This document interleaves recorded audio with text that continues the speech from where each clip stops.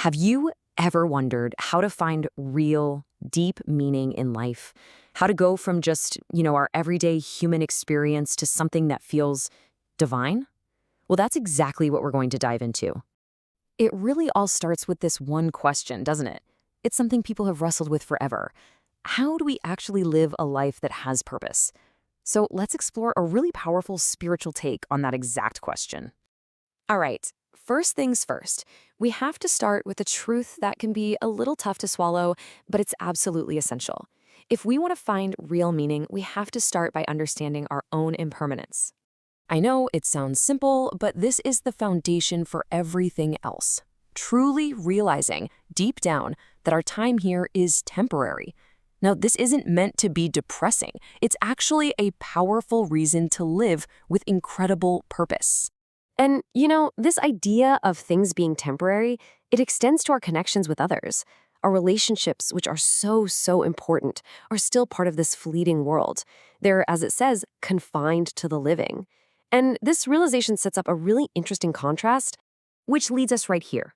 If everything else comes and goes, is there anything that stays with us? This section is all about exploring the idea of a single, constant companion that's always there. And here it is, side by side. On the one hand, you've got our worldly connections, which are amazing but temporary. And on the other, you have this idea of a divine connection, an unfailing kinsman, a constant companion that goes beyond the fleeting nature of everything else.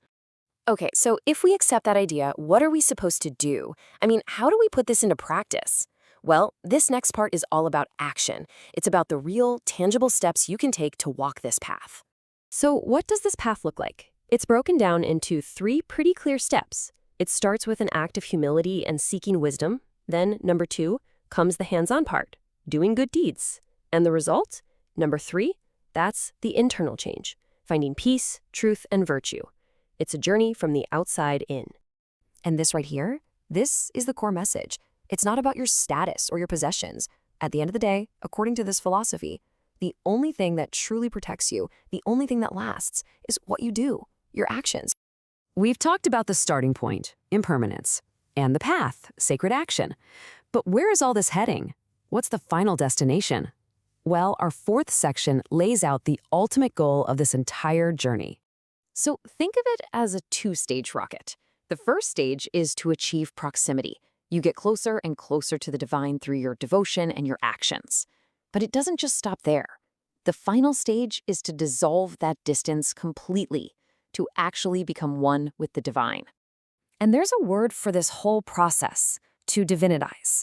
But check out the definition. This is the coolest part. It's not about becoming something you aren't. It's about realizing the divine nature that is already your true self. It was there all along. And that, right there, brings us to the grand finale of this whole idea. If our true nature is divine, where does that concept come from? Well, this final section points us to some of the most profound statements in ancient wisdom. The first great declaration is Aham Brahmasmi. It means, I am Brahman, or I am the ultimate reality. Whoa, that's a huge shift in identity, right? From being just a small, separate person to being one with everything.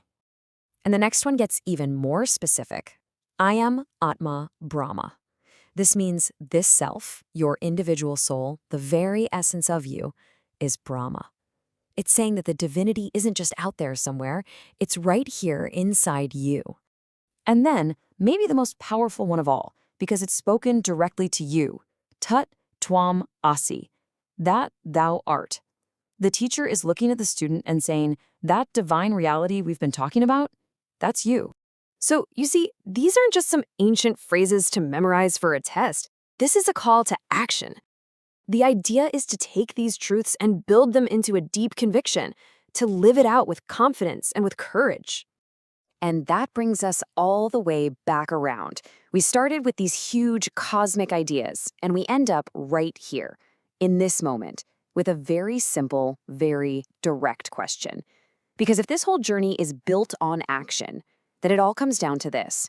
What good deed will you do today?